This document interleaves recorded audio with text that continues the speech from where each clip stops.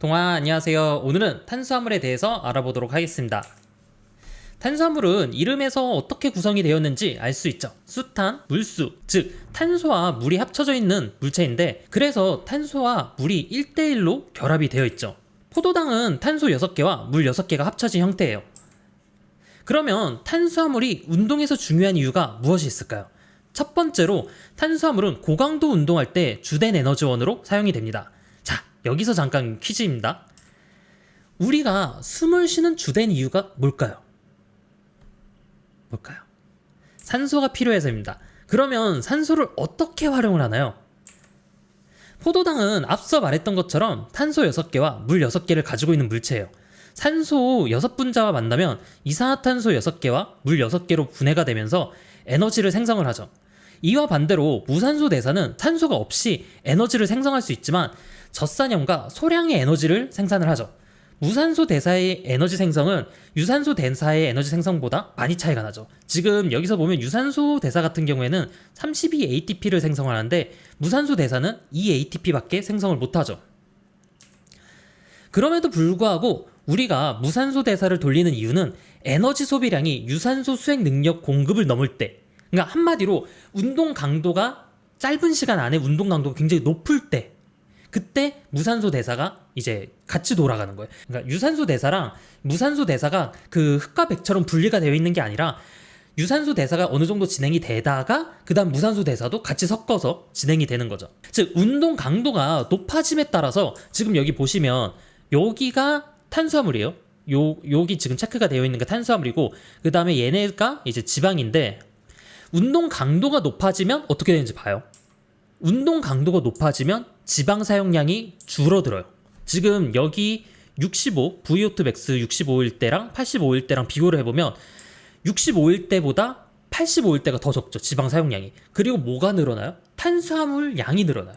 그러니까 운동 강도가 높아지면 시간당 사용되는 칼로리 소비량은 어떻게 돼요? 늘어나죠. 늘어나면서 지방 사용량은 줄어들고 탄수화물 사용량이 늘어나는 거예요. 그래서 비율적으로만 따지면 운동 강도가 높아짐에 따라서 지방 연소 비율은 어떻게 돼요? 내려가죠. 그리고 탄수화물 연소 비율은 올라가죠. 그렇게 되는 거고, 그래서 절대적인 양으로 보면 지방 연소는 조금씩 늘어나다가 어떻게 돼요? 다시 운동 강도가 높아지면 줄어들어요. 일정 구간 이후부터는 줄어들죠. 그래서 이렇게 지방이 제일 잘 타는 이 지점을 존투 강도라고 얘기를 하죠. 존투 운동 구간. 그래서 요즘 많이 막 이슈가 되긴 하는데 다만 이 구간에 대한 말이 좀 많죠. 무슨 말이냐면 유산소 운동 수행 능력이 안 좋은 사람들, 그러니까 유산소 수행 능력이 안 좋다라는 거는 지방을 사용할 수 있는 능력 자체가 낮다라는 거예요. 그런 사람들 같은 경우에는 존투 강도에서 운동을 해봤자 지방 사용량이 적어요.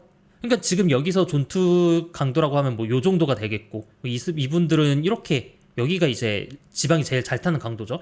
그러니까 운동 수행 능력이 좋은 사람들은 분당 사용할 수 있는 지방의 양이 많아요. 근데 운동 수행 능력이 적다? 그러면 낮은 거예요.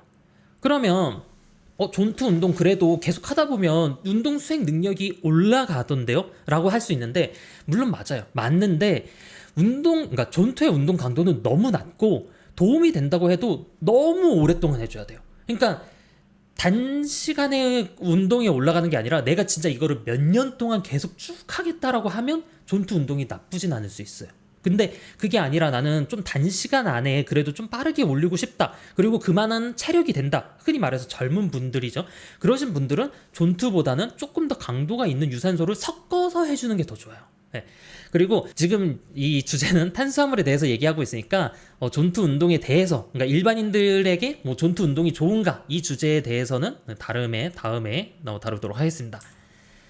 그리고 아까 얘기했던, 그러니까 고강도 운동을 할 때 주된 에너지원으로 사용되는 탄수화물, 그러면 이거를 우리 몸에 어디다 저장할까요? 이거는 간과 근육에 저장을 합니다.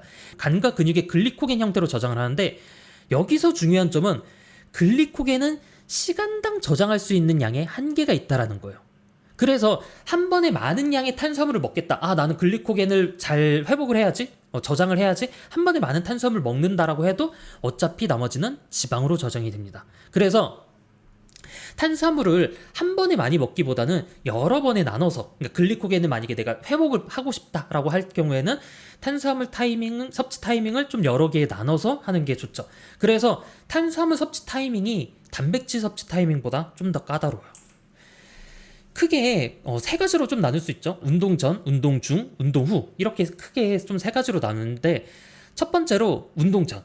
운동 전은 마지막 식사에서 탄수화물을 충분히 섭취를 한다면, 그러니까 운동 전에 있는 마지막 식사에서 거기서 충분하게 탄수화물을 섭취를 한다면 글리코겐은 30% 정도는 회복을 할 수가 있어요. 내 총량에서 30%.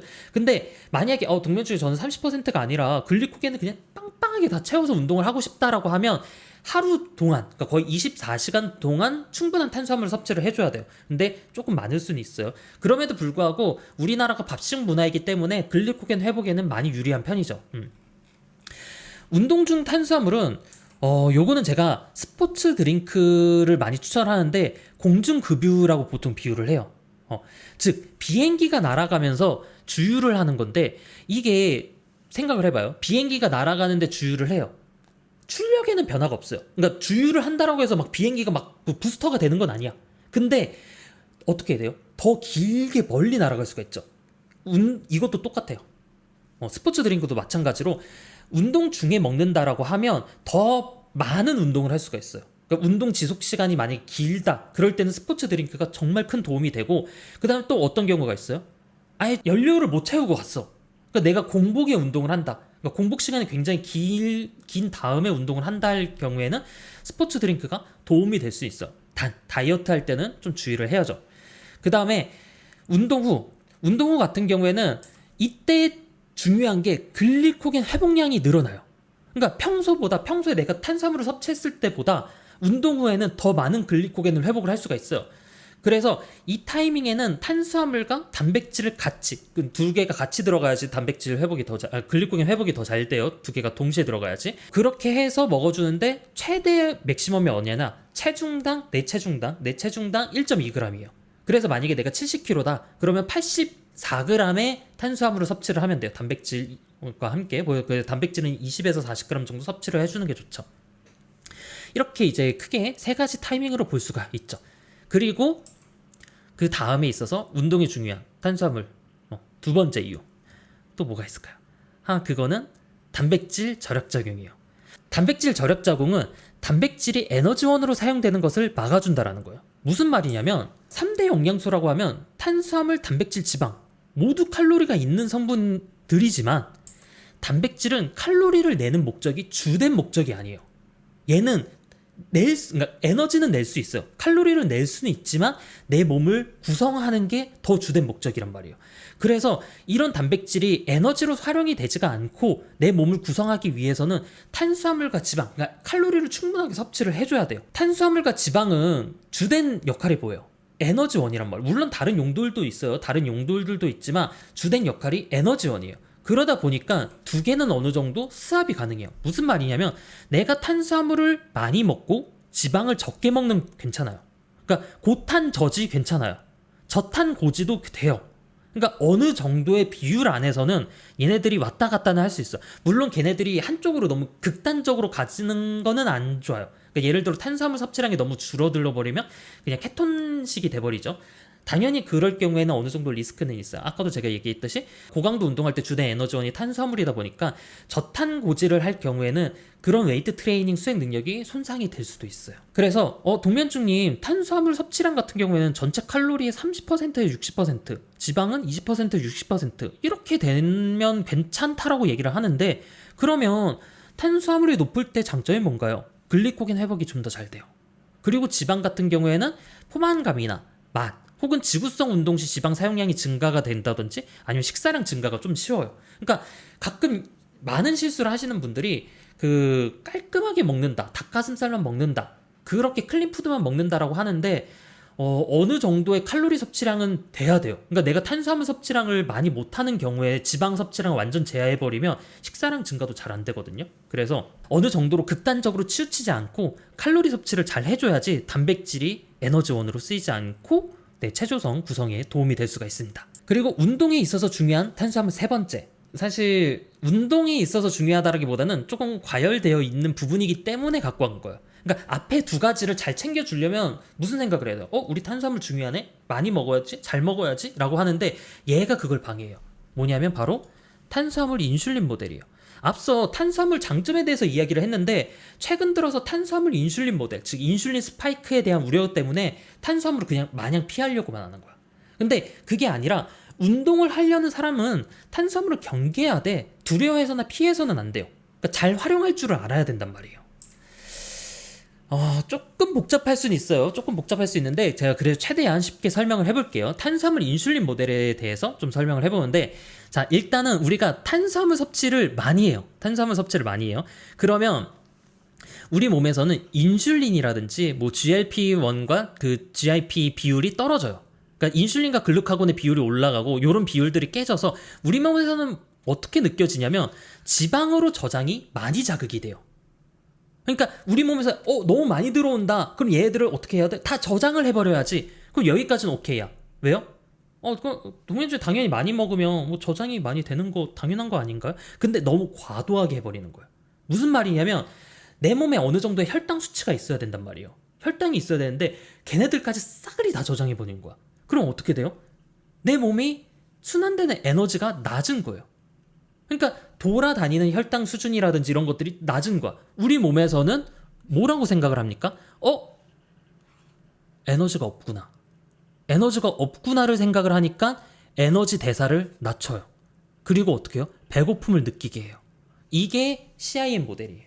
그러니까 탄수화물 인슐린 모델인데 한마디로 과도하게 빠르게 올라가 버리니까 그만큼, 그러니까 그걸로 끝나면 다행인데 그걸로 인해서 내 몸이 에너지가 없다라고 착각을 해버리는 거야. 그러다 보니까 에너지 사용량도 줄어들고 배고픔도 더 많이 느낀다라는 게 인슐린, 뭐 스파이크, CIN 모델인데, 개인적으로는 혈당 스파이크를 무서워하는 게 아니라 내가 얘를 좀 파괴했으면 좋겠어요. 그러니까 무슨 말이냐면 로우 GI 식품을 먹는다든지 아니면 좀 천천히 먹는다든지 아니면 섬유질을 잘 챙겨 먹는다든지 식사 후 걷기라든지. 그러니까 혈당 스파이크 때문에 내가 탄수화물을 안 먹을 거야 라가 아니라 나는 회복을 위해서 탄수화물 섭취를 해줘야 돼. 근데 내가 혈당 스파이크가 올라오니까 좀 배고픔도 많이 느끼고 내가 이런 것들이 잘 식욕 컨트롤도 잘 안 되더라.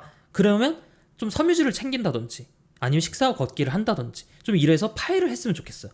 그래서 운동선수가 고강도 훈련에 있어서 탄수화물을 얼마나 잘 다루냐는 회복력 차이를 좌우한단 말이에요. 그래서 탄수화물이 중요해요. 피해서는 안 돼요. 얘를 피해버리면 내 몸이 회복이 잘 안 되고 그만큼 훈련을 잘 못하고 결국에는 운동 수행 능력이 떨어질 수가 있으니까. 그리고 그 다음에는 탄수화물 종류에 대해서 좀 알아볼 거예요. 이거를 알아야 되는 이유가 탄수화물 종류가 조금 복잡해요. 그 관계가 복잡하다 보니까 얘는 뭐 몸에 좋대, 얘는 안 좋대, 그 뭐가 뭔지 모르겠어요 라고 생각을 할 수가 있어요. 그러니까 다 똑같은 탄수화물이 아니라는 거죠. 자, 첫 번째로 이제 전분이에요. 전분, 스타치부터 시작을 할 건데 그냥 밥이나 고구마 이런 탄수화물을 말해요. 어떻게 보면 조금 그냥 좀 무식하게 얘기하면 달지 않은 탄수화물이라고도 얘기를 하는데 우리가 에너지원으로 사용할 수도 있고 달지 않은 탄수화물 뭐 이런 형태라고 조금 생각을 하시면 되는데 얘네들의 고려사항은 GI 지수예요. 무슨 말이냐면 내가 식품을 먹고, 그러니까 밥이라든지 고구마 이런 애들을 먹고 혈당이 얼만큼 빠르게 오르느냐 그거를 수치한 건데 GI 지수가 높으면 어떻게 돼요? 혈당이 빠르게 올라가지만 소화가 편해요. GI 지수가 낮으면 흡수가 느리고 소화가 어려워요. 그러니까 GI 지수가 낮은 식품이 좋다, 낮은 식품이 좋다라고만 얘기를 하지만 그 스포츠 영양에서는 단순히 그렇게만 보지 않아요. 그러니까 GI 지수가 높으면 아까 뭐라고 했어요? 소화가 편하다. 그러니까 운동 후에는 내 소화 능력이 떨어져 있기 때문에 GI 지수가 높은 식품이 좋을 수 있어요. 그리고 지수가 낮다라는 거는 흡수가 어렵다는 거예요. 그러니까 소화 능력이 만약에 안 좋은데 너무 현미밥 위주로 먹는다, 뭐 잡곡밥 위주로 먹는다라고 하면 그건 안 좋을 수 있어. 물론 무조건 GI 지수가 높은 걸로 먹으라는 게 아니라 내가 소화 능력을 올려야 되는 거야. 그 전까지는 GI 지수가 낮은 식품이 불편할 수가 있다라는 거예요. 그래서 너무 GI 지수가 낮은 식품으로만 고르는 거는 안 좋긴 해요. 일단은 그러니까 운동 직후에는 소화가 잘 되는 GI 지수가 높은 식품이 좋고 좀 평소에는 GI 지수가 낮은 식품이 그나마 좀 더 낫죠. 그 다음에 당류. 이당류 이하의 모든 탄수화물을 얘기를 해요. 그래서 설탕, 유당, 포도당, 과당, 뭐 갈락토스 뭐 이렇게 있는데 여러분들 다 필요 없고 문제가 되는 게 뭐냐? 과당이에요. 과당의 다량 섭취. 나머지 다 필요 없어요. 그러니까 물론 설탕도 그 포도당이랑 과당이랑 같이 결합되어 있는 형태예요. 그래서 설탕이 안 좋은 거예요. 뭐 다른 형태의 뭐 유당이라든지 갈락토스 같은 경우에는 괜찮아요. 뭐 유당불내증을 제외하고 나면. 그래서 문제가 되는 거는 과당의 다량 섭취가 문제가 되는 거지. 여러분 그 다른 애들이 문제가 되는 건 아니에요. 그리고 조금 재밌는 거는 과당의 다량 섭취는 얘는 어떻게 보면 지방으로 저장하려는 메커니즘 자체가 커요. 그러니까 인슐린 스파이크랑은 조금 별개야. 왜냐면 과당은 생각보다 혈당을 그렇게까지 빠르게 올리진 않아요. 단지 과당이 많이 들어가는 거는 그 저장하려는 메커니즘이 커요. 그래서 간이라든지 이런 데도 계속 저장하려고 한단 말이야. 그래서 지방간이 생기고 문제가 생기는 거죠. 그리고 재밌는 것 중 하나가 단당류인데 그 생각을 해요. 단당류니까 흡수가 되게 빠르지 않을까? 포도당이 제일 빠르게 흡수되는 거 아니에요? 라고 생각을 할 수 있는데 운동 후는 그러니까 운동 후에 글리코겐을 회복을 하려면 어떻게 돼요? 좀 많이 먹어야 되죠. 많이 먹을 때는 다량 섭취할 때는 단당류보다 전분의 형태가 더 유리해요. 요거는 조금 복잡한 개념이긴 해요. 요건 조금 복잡한 개념이긴 한데 단당류는 삼투몰랄 농도 때문에 오히려 흡수 속도가 일정 양 이상부터는 흡수 속도가 낮아져요. 그 다음에는 섬유질도 탄수화물이에요. 섬유질도 탄수화물인데 이 구조를 우리가 못 끊어요. 섬유질도 포도당으로 막 다 구성이 되어 있는 것도 있고 막 그러는데 얘를 우리가 분해를 못해요. 분해를 못하고 흡수를 못해. 근데 내 몸에 미생물들은 해요. 대장에 있는 미생물들은 해. 그래서 제한적으로 흡수가 돼요. 그래서 섬유질이 칼로리가 아예 없는 건 아니에요. 칼로리가 있는데 얘네들이 제한적으로 흡수가 되다 보니까 아무래도 그거를 칼로리에 다 쳐주진 않죠. 그리고 개인적으로는 저는 섬유질의 칼로리는 좀 무시해요. 사실 무시할 만해요. 왜냐면 아무리 섬유질을 많이 먹어봤자 거의 100칼로리 언더예요. 100칼로리 언더고 진짜 많이 섭취해봤자 그렇게 안 돼요. 칼로리가. 어차피 소화도 잘 안 되고. 그리고 여담으로 제가 이거를 가져온 이유가 사실 가장 큰 이유가 이거이기도 한데 뭐냐면 신타식스 같은 경우에는 탄수화물 함량이 14g이다 되어 있어요. 그러다 보니까 여러분들 뭐라고 생각하시면 신타식스 14g이면 운동 후에 그래도 뭐 카타볼릭을 좀 막기 위한 약간의 탄수화물 넣기 위한 그러니까 그 정도의 적정한 양은 아닌가? 라고 생각을 할 수 있는데 여기에 6g이 섬유질이에요. 그러니까 한마디로 14g 안에 6g이 섬유질이기 때문에 신타식스 안에는 제대로 된 탄수화물은 8g밖에 들어가 있지가 않는 거예요. 그래서 신타식스는 운동 후 탄수화물로는 부족합니다. 근데 이게 식품 표기법상 섬유질이 포도당으로 이루어져 있잖아요. 그러기 때문에 어쩔 수 없이 넣을 수밖에 없어. 탄수화물이다. 근데 실질적으로 탄수화물 기능을 안 해요. 이게 약간 좀 아이러니하긴 한데 아무튼 그렇습니다.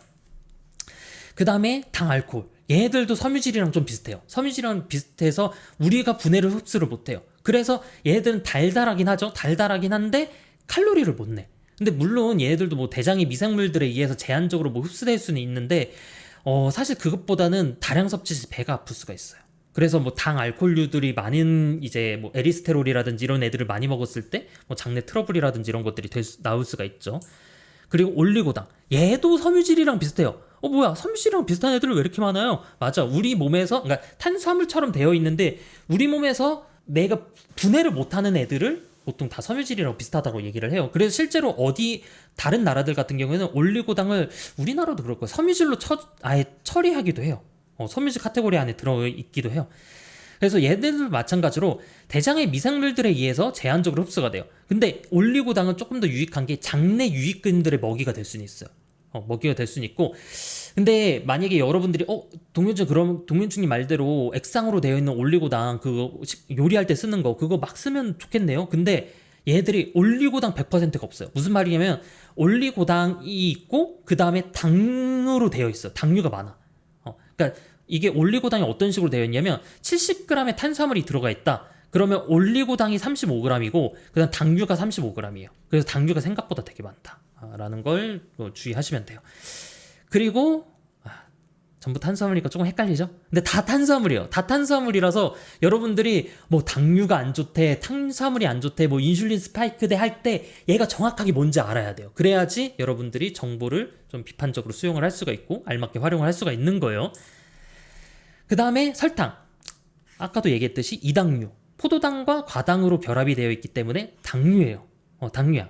그래서 포도당과 과당이 1대1로 결합이 되어 있어요. 얘네들이 딱 1대1로 결합이 되어 있는데, 그래서 설탕 같은 경우에도 그러니까 그게 있어요. 설탕 80g이나 만약 밥으로 탄수화물 80g을 먹었을 때, 아까도 얘기했듯이 과당은 혈당을 그렇게까지 빠르게 상승하진 않아요. 그래서 밥이 오히려 혈당 상승이 더 빨라요. 동료준, 그럼 설탕은요? 얘는 그럼 괜찮은 거예요? 얘는 따로 문제가 있는 거야. 그러니까 혈당 스파이크가 아니라 과당이 다량 들어가기 때문에 따로 문제가 되는 거예요. 물론 얘도 포도당이 많기 때문에 문제가 될 수 있죠. 그리고 뭐 액상 과당도 여러분들이 그 얘기 생각을 할 수 있어요. 액상 과당?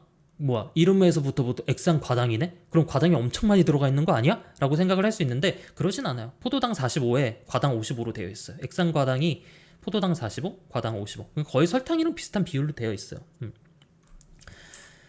그리고 유당도 당류예요. 아까도 얘기했듯이 유당은 좀 억울해요. 왜? 당류라는 카테고리 안에 들어가 있으니까 뭐야, 당류 섭취 제한을 해야 돼, 먹지 말아야 돼, 이러니까 유당이 너무 억울한 거야. 우리는 그 과당처럼 몸에 나쁜 애가 아닌데, 물론 유당 불내증 때문에 소화가 안 되는 그거는 다른 이슈예요. 다른 이슈인데 억울한 거야. 그러다 보니까 미국에선 어떻게 했어요? 아까 전에 했던 그 성분표 살짝 봤을 때 이렇게 에디드 슈거라고 아예 따로 빼놨어요. 그러니까 첨가당이라고 아예 따로 빼놨어. 그러니까 우리가 만약에 설탕을 넣는다라고 하면 이렇게 따로 설탕을 되도록. 왜냐하면 이렇게 당류라고 적혀 있으니까 우유에 들어가 있는 탄수화물도 당류로 봐서 우유도 안 좋다라고 생각을 하시는 분들도 종종 계신 거예요. 그래서 그게 아니다. 그게 아니다. 이거를 분리하기 위해서 좀 저런 개념을 미국에서는 도입을 했죠. 아무튼 유당 같은 경우에는 조금 이제 억울하죠. 그래서 당류라는 개념은 아니에요. 그리고 유당불내증은 우유 속에 있는 탄수화물을 분해를 못하는 거예요. 그러니까 갈락토스랑 포도당으로 이렇게 분해를 해야 되는데 이거를 분해를 못하는 거야. 그러다 보니까 이제 얘네들이 대장으로 가면서 이제 가스가 차고 불편해지는 거죠. 근데 유당불내증이 올OR 논이 아니에요. 올OR 논이 아니에요. 무슨 말이냐면 무조건 유당불내증이 있다라고 해서 우유를 아예 못 먹는 건 아니에요. 우유 한두 잔 정도는 먹어도 되는데 유당불내증으로 두려면 우유를 굉장히 많이 먹어야 돼요. 굉장히 많이 먹어도 멀쩡해야지 유당불내증이 아니다라고 하는데, 사실 우리나라 사람들 대부분 유당불내증이라고 하잖아요. 근데 우유 한두 잔 정도는 괜찮잖아요. 그래서 그 우유 불내증이 꼭 그 흑과백은 아니에요. 흑과백은 아니고. 그 다음으로 이제 마지막으로, 진짜 이게 마지막이에요. 여러분들이 사용할 만한 탄수화물 보충제에 대해 알려드리고 좀 마무리를 하도록 할게요. 일단은 여러분들이 좀 활용할 만한 탄수화물 중 하나가 귀릿가루가 있어요. 보충제라고 좀 두기에는 그런데, 가루로 되어 있는 형태 중에서 그러니까 가루로 되어 있는 탄수화물 중에서 식사 대용으로 활용하기 좋은 제품이에요. 그래서 가루로 되어 있는 탄수화물이 혈당 상승이 다 빠르긴 해요. 다른 탄수화물 가루들 다 그런데 혈당 상승이 빠르다라는 단점이 있는데, 귀릿가루도 마찬가지예요. 귀릿가루가 뭐 몸에 좋다라고 해서 뭐 혈당 상승이 막 낮은 건 아니에요. 그래도 다른 가루에 비해서는 조금 낮다라는 거고, 그리고 귀릿가루에 들어가 있는 섬유질이 뭐 혈당 상승을 어느 정도 억제해 줄 수는 있기도 해요. 그 섬유질 때문에 소화가 잘 안 되신다라는 분들도 계시고, 그 다음으로는 이온 음료. 이온 음료는 아까도 얘기했듯이 운동 중에 활용할 땐 되게 좋아요. 그래서 장시간 공복 상태에서 운동을 하거나 운동 시간이 매우 길 때는, 이때는 이제 활용하기 굉장히 좋은 스포츠 드링크입니다. 그래서 생각보다 여러분들이 그 게토레이라든지 포칼리라든지 이런 것들을 가볍게 생각하시는 분들도 계세요. 생각보다 과학적으로 만들어진 음료입니다. 그리고 마지막으로 말토덱스트린이나 사이클릭 덱스트린인데, 얘네들은 좀 어려워요. 얘들은 소화나 흡수의 안정성이 굉장히 빠르고 좋아요. 그러다 보니까, 그러니까 소화 흡수가 굉장히 안정적이고 빠르기 때문에 과도하게 혈당 상승이 돼요. 과도하게 혈당 상승이 되기 때문에 활용하기가 좀 매우 까다로워졌죠. 그래서 좀 특수한 경우에서만 좀 추천을 해주는 그런 제품인데, 사실 얘네들을 좀 갖고 온 이유가 카보린이라는 애가 있는데 저는 솔직히 말해서 카프린 왜 활용하는지 모르겠어요. 어느 형태나 그러니까 어느 타이밍이나 뭐 이온 음료라든지 말토덱스트린이라든지 사이클릭 덱스트린이라든지 귀리가루라든지 얘네들보다 다 하위 호환 같긴 하거든요. 어느 상황을 보더라도. 근데 잘 모르겠어요. 뭐 카보린이 흡수도 잘 되고 그 혈당 상승이 완만하다고 하는데 사실 그게 말이 안 되긴 하거든요. 그게 말이 안 되긴 해요. 왜냐면 흡수가 편하면 혈당 상승이 빠를 수밖에 없어요. 그 포도당으로 이루어져 있다라고 하면 그래서 조금 저는 얘는 사실 그리고 굉장히 비싸요. 왜 먹는지 잘 모르겠어요. 그 귀리가루나 이온 음료, 말토덱스트린이나 사이클릭 덱스트린 활용한다면 웬만한 탄수화물은 이제 일단 마스터했다라고 그러니까 보충제로 되어 있는 건 마스터했다라고 보시면 될 거고 이렇게 탄수화물에 대해서 알아봤는데 탄수화물이 어려워. 생각보다 얘가 섭취 타이밍이라든지 나에게 맞는 급원이라든지 이런 것들이 어려운데 이 탄수화물을 잘 내가 할 줄을 알아야지 아까도 얘기했듯이 회복도 잘 되고 운동도 잘 된단 말이야. 그래서 여러분들이 너무 탄수화물을 무서워하고 그 다음에 안 먹으려 하고 좀 꺼려하고 그러지 말고 나에게 맞는 그 다음에 내가 그 컨트롤할 수 있는 그러니까 아까도 말했듯이 탄수화물 너무 많이 먹으면 막 혈당 스파이크가 오기도 하잖아요. 그래서 내가 어느 정도 컨트롤할 수 있는 그런 양이나 급원이 뭐가 있는지 여러분들 스스로 좀 알아갔으면 좋겠습니다. 오늘 영상은 여기까지. 똥빠.